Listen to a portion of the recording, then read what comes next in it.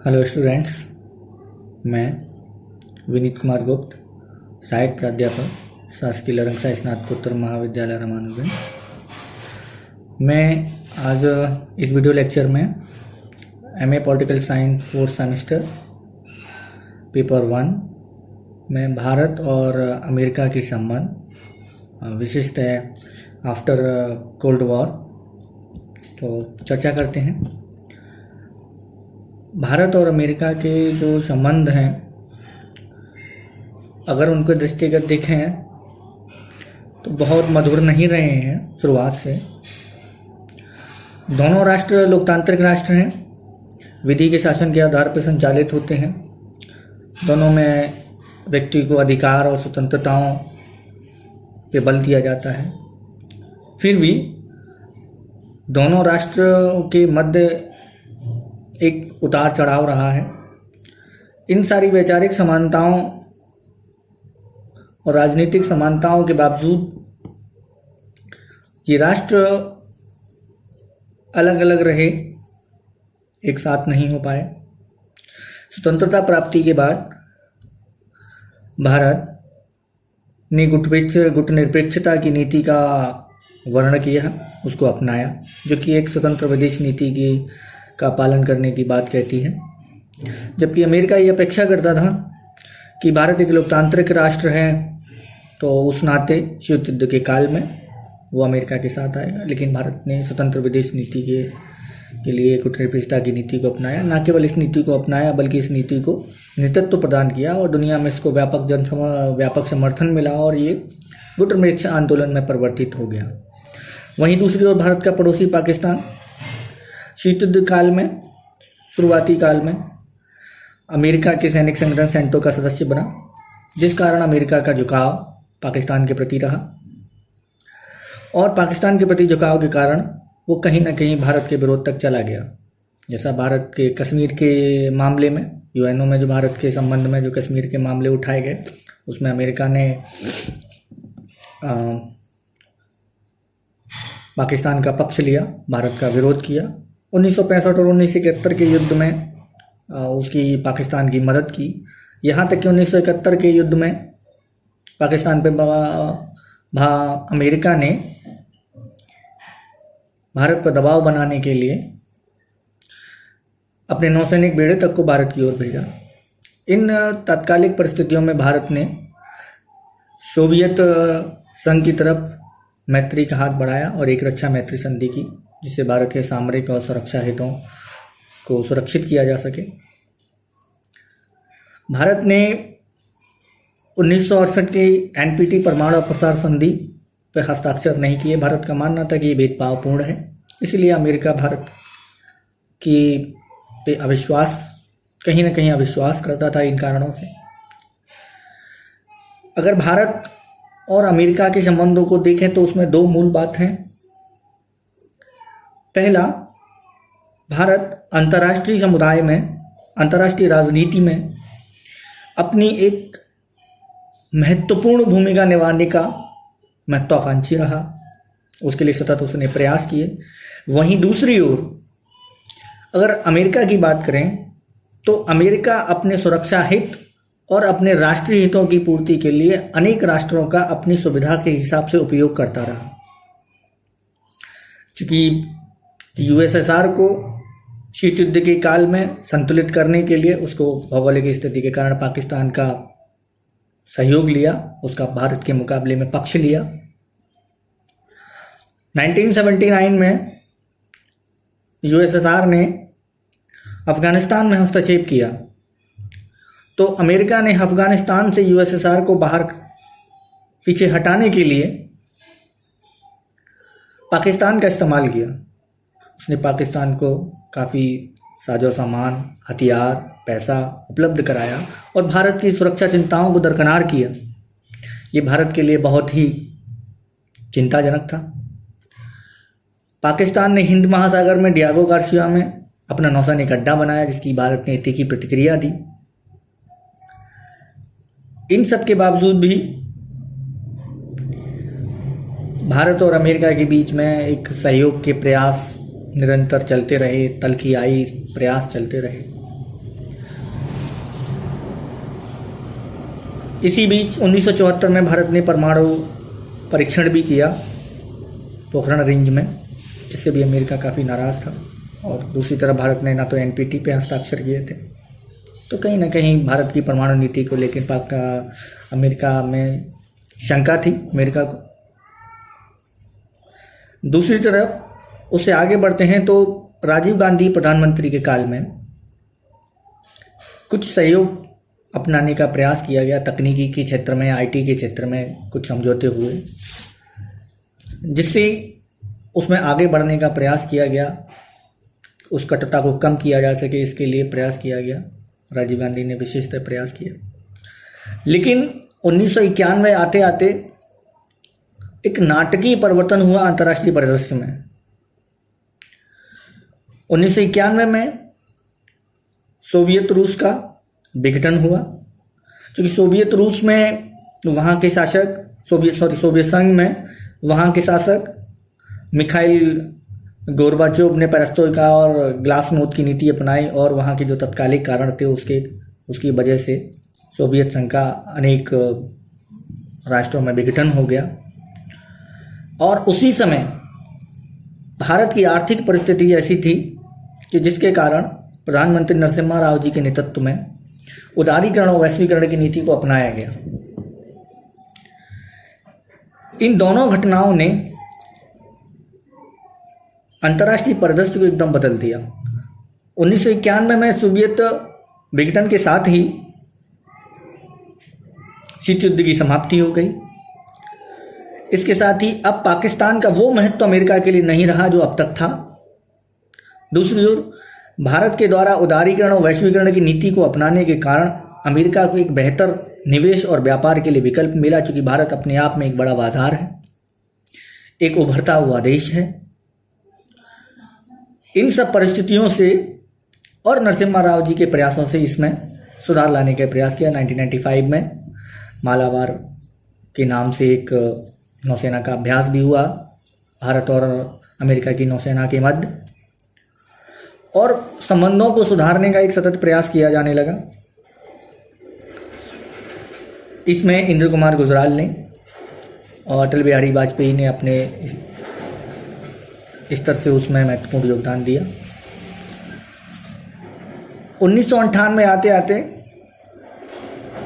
भारत ने मई 1998 में पोखरण रेंज में परमाणु परीक्षण किए। परमाणु परीक्षणों के कारण अमेरिका बहुत नाराज था। राष्ट्रपति क्लिंटन ने भारत पर आर्थिक, तकनीकी और अनेक प्रकार के सैन्य साजो सामान के प्रतिबंध आरोपित कर दिए। इन प्रतिबंधों के बाद भारत पे काफ़ी दबाव पड़ा, लेकिन भारत अमेरिका को ये समझाने में सफल रहा कि उसने जो परमाणु परीक्षण किया है वो किसी पे हमला करने के लिए नहीं, बल्कि अपनी सुरक्षा को सुनिश्चित करने के लिए है, क्योंकि भारत के आसपास की स्थिति कुछ इस तरीके की है कि भारत को अपनी सुरक्षा का मजबूत प्रबंध करना आवश्यक है।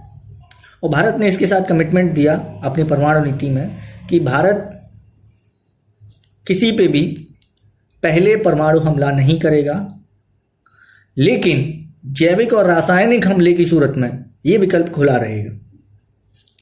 2000 में राष्ट्रपति क्लिंटन 5 दिवसीय भारत यात्रा पे आए और तमाम सहयोग के क्षेत्रों में उनमें समझौता किया गया। उस समय जो समझौता पत्र बनाया गया उसको दृष्टिकोण 2000 के नाम से जानते हैं। उसमें बहुत सारी बातों का जिक्र किया गया कि निरंतर शिखर बैठक का आयोजन होगा, विदेश मंत्री के स्तर पर वार्षिक वार्ताएं की जाएंगी, सुरक्षा के लिए सैन्य मामलों में, तकनीकी मामलों में, विशेषकर आईटी के मामले में, अंतरिक्ष के मामले में आपसी सहयोग को बढ़ावा दिया जाएगा। इस तरीके की चर्चाओं को आगे बढ़ाया गया। फिर इसमें आगे हम देखते हैं और इसी समय परमाणु ऊर्जा से संबंधित चर्चाएं भी की गई।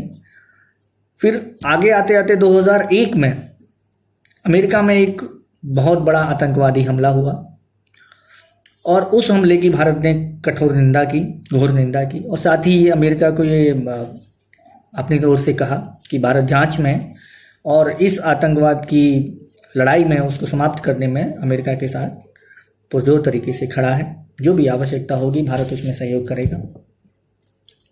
2005 आते आते प्रधानमंत्री मनमोहन सिंह के समय में भारत और अमेरिका के मध्य में एक परमाणु ऊर्जा के संबंध में एक सहमति बनी समझौते के लिए, और 2008 आते आते वो समझौता हो गया, जो कि बहुत महत्वपूर्ण है, क्योंकि भारत ने अब तक ना तो एनपीटी पे हस्ताक्षर किए थे ना सीटीबीटी पे, क्योंकि भारत इन दोनों को भेदभावपूर्ण मानता था। इन दोनों संधियों पे हस्ताक्षर न करने के बावजूद भी 2008 में भारत के साथ ये समझौता करना अमेरिका के भारत के प्रति सोच को, उसकी गहराई को दर्शाता है। इन सब चीज के बाद इसमें समय आगे गुजरा। समय गुजरते गुजरते 2009 में ओबामा ने भारत की यात्रा की और एक भारत के साथ उसने अपने संबंधों को 21वीं सदी की निर्णायक साझेदारी की संज्ञा दी,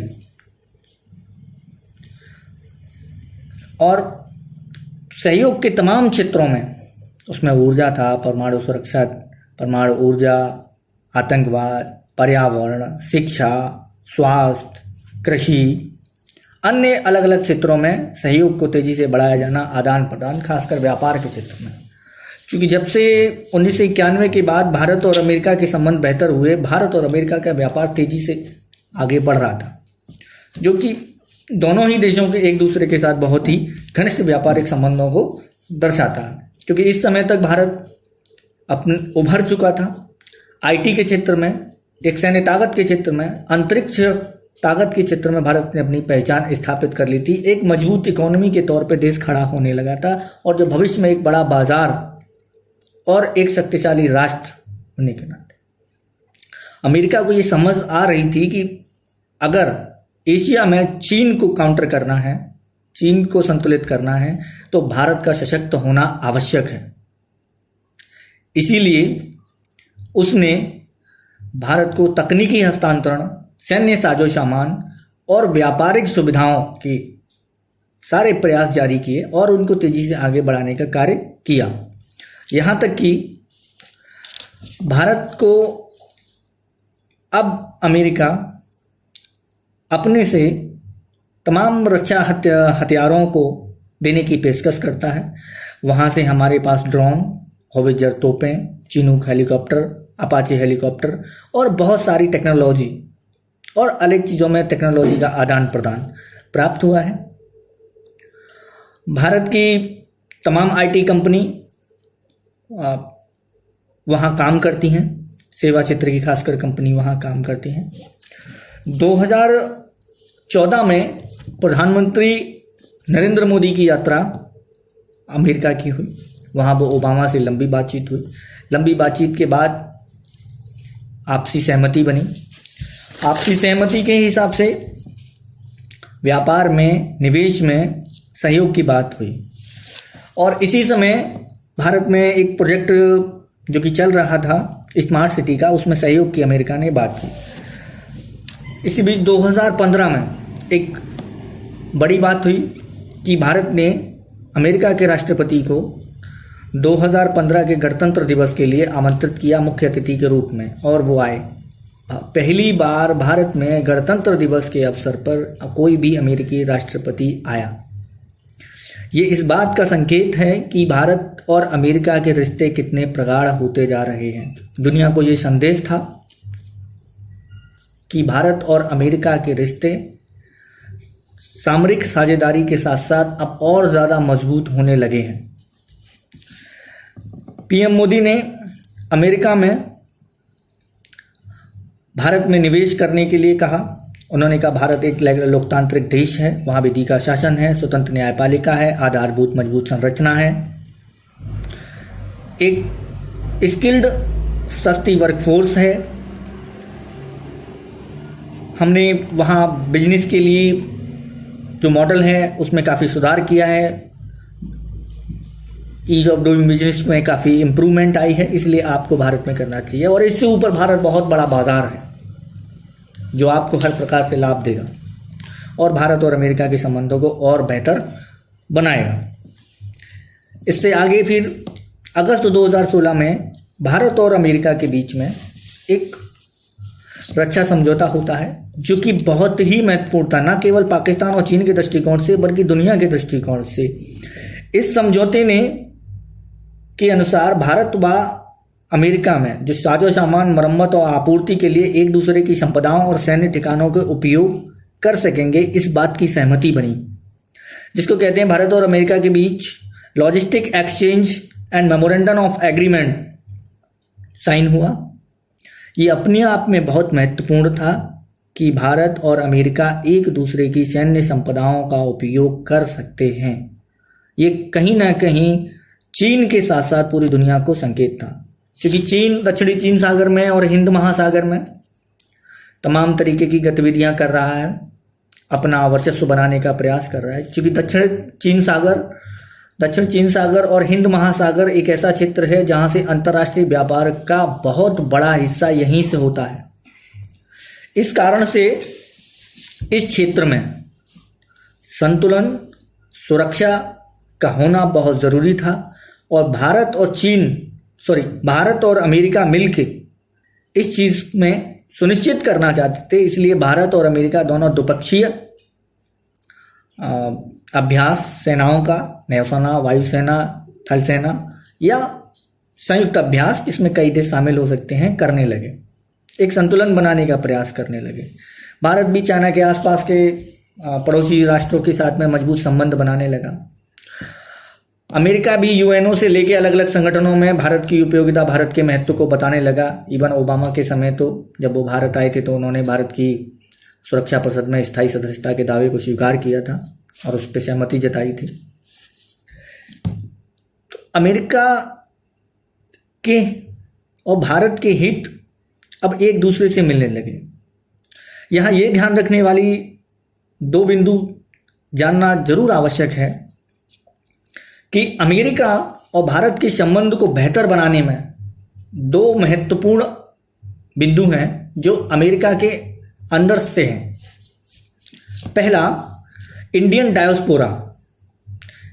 डायस्पोरा ने अमेरिका में अपनी एक मजबूत सशक्त स्थिति को स्थापित किया है और वहाँ की नीति निर्माण प्रक्रिया को अब वो प्रभावित करने लगे, जिस कारण से उसका सकारात्मक प्रभाव भारत के प्रति जो अमेरिका की विदेश नीति बनती है उस पर पड़ने लगा है। जिसका एग्जाम्पल हमने हाउडी मोदी में देखा। हजार अमेरिकी भारतवंशी वहाँ थे। उनका जोश, उनका उत्साह भारत के प्रति प्रेम को दर्शाता है कि आज भी वो भारत के प्रति कितना लगाव रखते हैं। यही लगाव अमेरिका की नीति को प्रभावित करता है। दूसरी ओर भारत और इजराइल के मधुर संबंध, जो कि 1992 से भारत ने राजनयिक संबंध उससे स्थापित किए, उन राजनयिक संबंध जो स्थापित होने के बाद इजराइल के साथ हमारा जो मजबूत होता हुआ संबंध आज जो बहुत मजबूत हुआ है, उस बीच की कड़ी में इजराइल चूंकि एक यहूदी देश है और अमेरिका में यहूदी समुदाय नीति निर्माण को बनाने और उसको प्रभावित करने में बहुत महत्वपूर्ण है। इन दो आधारों ने, दो कारकों ने अमेरिका की भारत के प्रति नीति को बहुत ज़्यादा प्रभावित किया है। अमेरिका भारत को कितना महत्व देता है, कितनी गंभीरता से लेता है, इस बात का अंदाजा इससे होता है कि जब प्रधानमंत्री नरेंद्र मोदी ने अमेरिका की कांग्रेस के संयुक्त अधिवेशन को संबोधित किया था, तो उस संबोधन की गंभीरता को इस बात से आंका जा सकता है कि कांग्रेस के सदस्यों ने उस चीज को इतनी गंभीरता से लिया, इतने उत्साह से लिया और उस पर जो प्रतिक्रिया दी, उससे भारत के प्रति उनके नजरिए और भारत के प्रति उनके लगाव स्पष्ट नजर दिखता है। आज भारत और अमेरिका के संबंध बहुत बेहतर हुए हैं। अब तक के कालखंड में, आज़ादी के बाद से लेकर अब तक में सबसे बेहतर स्थिति में है। लेकिन ऐसा नहीं है कि अमेरिका और भारत के बीच में सब कुछ ठीक है। भारत और अमेरिका के बीच में एनपीटी और सीटीबीटी को लेके खींचतान है आज भी। भारत, चूंकि ईरान से भारत के अच्छे संबंध हैं, इस बात को लेके अमेरिका कभी कभी तल्खी दिखाता है। डब्ल्यूटीओ की मंच पे भारत और अमेरिका के हित टकराते हैं। दोनों के मध्य ट्रेड वॉर है। वीज़ा नियमों को लेके जो टेक्नोक्रेट्स लोग होते हैं, जो पेशेवर लोग हैं, जो अमेरिका में काम करना चाहते हैं, उनके वीज़ा नियमों को लेके काफ़ी आपसी संघर्ष है। इसके अलावा पर्यावरण हितों पर टकराव है। इन सब के होते हुए भी आज भारत और अमेरिका के संबंध अब तक के कालखंड में सबसे बेहतर स्थिति में है।